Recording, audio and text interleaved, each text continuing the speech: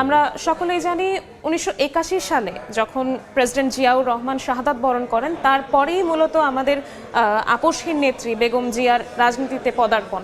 দীর্ঘ ৪৩ বছরের রাজনৈতিক জীবনে কিন্তু তাকে অনেক চড়াই উতরাই পার হতে হয়েছে। আপনি আপনি নিজেও কভার করেছেন, তো আপনি অনুগ্রহ করে জানাবেন যে তাকে আপসহীন কেন বলা হয়? না, আপসহীন কেন বলা হয়, তার পরমত সহিষ্ণুতা এবং দৃঢ় চেতনা তিনি ধারণ করেন এবং তিনি সবসময় দেশকে আগে রাখতেন। বিশিষ্ট সাংবাদিক নুরুল কবির সেদিন বলছিলেন যে বেগম জিয়ার সবচেয়ে বড় গুণ হচ্ছে যে পার্শ্ববর্তী দেশ ভারত তাকে বিশ্বাস করে না। অর্থাৎ তিনি যে সবার আগে তিনি যে বাংলাদেশকে ধারণ করেন সেটি তার বড় প্রমাণ। আর যেটি বললাম যে বেগম জিয়ার ৮০ বছর বয়সে তিনি আজকে মারা গেছেন।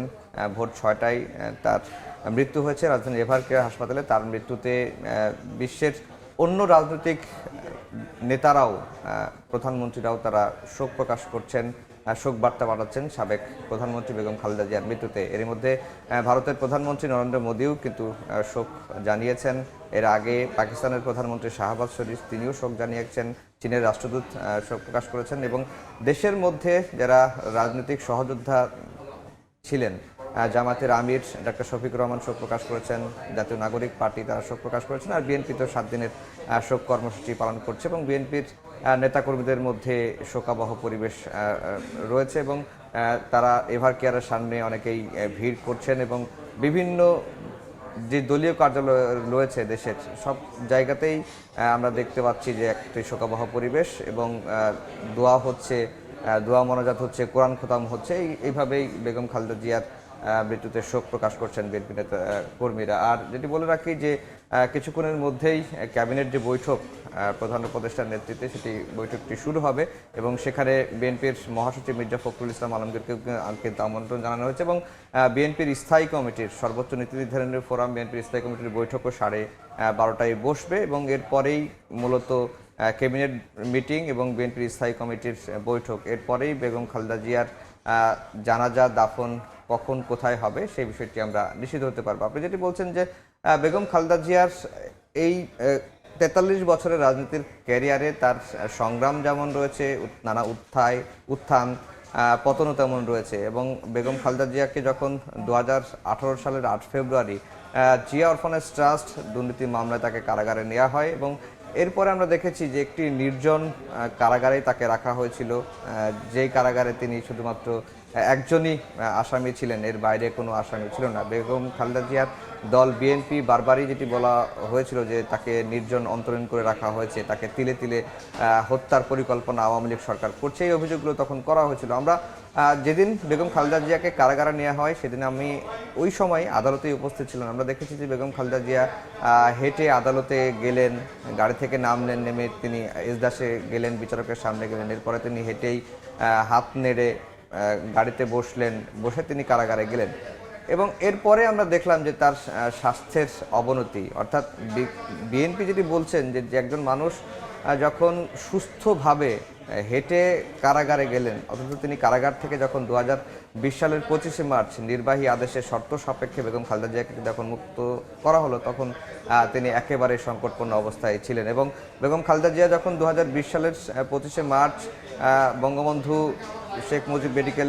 বিশ্ববিদ্যালয়, যেটি বর্তমানে বাংলাদেশ মেডিকেল, সেখানে প্রিজন থেকে মুক্ত হয়ে বাসায় ফিরলেন, এরপর থেকে কিন্তু বাসাতেই তাকে থাকতে হয়েছে এবং সরকার যে শর্ত দিয়েছিল আওয়ামী লীগ সরকার, সেই শর্তের বেড়াজালে তিনি দেশের বাইরে চিকিৎসা নেওয়ারও সুযোগ পাননি এবং বেগম খালেদা জিয়ার পরিবার অন্তত ১৫ থেকে ১৬ বারের মতো সরকারের কাছে আবেদন জানানো হয়েছিল যে বেগম খালেদা জিয়া উন্নত চিকিৎসা দরকার, তাকে যদি উন্নত চিকিৎসা দেশের বাইরে গিয়ে দেওয়া হয় তাহলে বেগম খালেদা জিয়া সুস্থ হবেন, কিন্তু তৎকালীন আওয়ামী লীগ সরকার তাকে সেই সুযোগটি দেওয়া হয়নি। ৫ আগস্টের পরে তখন তিনি যখন মুক্ত হলেন তখন তাকে এই বছরের জানুয়ারিতেই তিনি দেশের বাইরে চিকিৎসার জন্য গেলেন এবং অনেকটা তিনি সুস্থ হয়েই ফিরেছিলেন দেশের মাটিতে। এরপরে আবার তার স্বাস্থ্যের অবনতি হয় এবং গত ২৩শে নভেম্বর তাকে এভার কেয়ার হাসপাতালে ভর্তি করা হয়। সেদিন থেকেই তিনি এভার কেয়ার হাসপাতালেই ছিলেন। মাঝখানে তার শারীরিক অবস্থা অত্যন্ত সংকটাপন্ন হয়েছিল এবং এরপরে আবার স্থিতিশীল হয়েছিল। গত ১ সপ্তাহ ধরে বেগম খালেদা জিয়ার ব্যক্তিগত চিকিৎসক ডাক্তার এজেড এম জাহিদ এবং মেডিকেল বোর্ডের যে প্রধান, তারা কিন্তু বিজ্ঞপ্তি দিয়েই জানাচ্ছিলেন যে বেগম খালেদা জিয়ার অবস্থা স্থিতিশীল, তিনি চিকিৎসা নিতে পারছেন। কিন্তু গতকালকে রাত থেকে আমরা যতটুকু জানতে পারলাম যে বেগম খালেদা জিয়া খুবই অসুস্থ হয়ে পড়েছেন। তার জীবন মৃত্যুর সন্ধিক্ষণে তিনি রয়েছেন।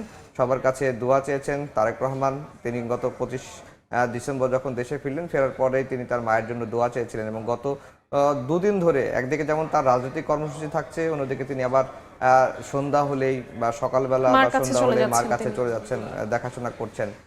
গতকালকে তিনি তার মার কাছে গিয়েছিলেন, দীর্ঘ সময় মায়ের কাছে ছিলেন। আবার আজকে সকালেও যখন এই আফজাল, খবরটি আসলো, এখানে আমার ছোট একটা প্রশ্ন, একজন মা থেকে দেশের প্রথম নারী প্রধানমন্ত্রী হয়ে ওঠার যে চালিকা শক্তি, বেগম জিয়াকে কোন চালিকা শক্তিতে তিনি প্রথম নারী প্রধানমন্ত্রী হয়ে উঠেছিলেন যদি একটু? না, উনি তো আসলে রাজনীতিতে এসেছিলেন একটি বিরূপ প্রেক্ষাপটেই। যখন 1981 সালের 30 মে শহীদ প্রেসিডেন্ট জিয়াউর রহমান একটি ব্যর্থ অভ্যুত্থানে চট্টগ্রামে কতিপয় বিপদগামী সেনা সদস্যদের হাতে নিহত হলেন, এরপরে যখন দল নানা রকম সংকটে পড়ে গিয়েছিল এবং দলের নেতাকর্মীরা নেতৃত্ব নিয়ে নানা রকম টানাপোড়েন চলছিল এবং বিভাজন তৈরি হয়েছিল দলের মধ্যে, তখনই দলের নেতাকর্মীদের আবেদনেই একেবারে গৃহবধূ, আমরা যতটুকু জানি যে বেগম খালেদা জিয়া যখন তার স্বামী শহীদ প্রেসিডেন্ট জিয়াউর রহমান যখন রাষ্ট্রপতি ছিলেন, তখন কোনো রাজনৈতিক কর্মসূচিতেও গিয়েছেন এরকম কোনো আমরা নিউজ বা খবর আমরা দেখি নেই। যখন জিয়াউর রহমানের মৃত্যু হলো, তিনি শাহাদাত বরণ করলেন, নেতাকর্মীদের মধ্যে যখন বিভাজন, নেতৃত্ব নিয়ে টানাপোড়েন, তখনই নেতাকর্মীদের আহ্বানে তিনি বিএনপিতে আসলেন এবং বিএনপিতে আসার পরে প্রথমে তিনি ভাইস চেয়ারম্যান হলেন দলের, এরপরে ভারপ্রাপ্ত চেয়ারম্যান হলেন, এরপরে তিনি চেয়ারপারসন হলেন। এরপরে তার আরেকটি সংগ্রাম শুরু হলো, সেটি হচ্ছে যে স্বৈরশাসক এরশাদ বিরোধী আন্দোলনে তিনি নেতৃত্ব দিলেন। তার নেতৃত্বে 7 দলীয় জোট হলো এবং জোট হওয়ার পরে এরশাদ বিরোধী আন্দোলনে তিনি যে দৃঢ় ভূমিকা সেটি তিনি রাখলেন এবং রাজনৈতিক বিশ্লেষকরা বলেন যে এরশাদ বিরোধী তাকে মূলত একজন দৃঢ়চেতা রাজনৈতিক নেতা হিসেবে এবং দল হিসেবে বিএনপিকে তৃণমূল মানুষের কাছে বেশি নিয়ে যেতে পেরেছে এবং এরপরেই স্বৈরশাসক এরশাদের পতনের পরেই তিনি 91 নির্বাচনে দেশের ইতিহাসে প্রথমবারের মতো নারী প্রধানমন্ত্রী হলেন এবং বিশ্বের ইতিহাসে প্রথম মুসলিম নারী দ্বিতীয় প্রধানমন্ত্রী হলেন।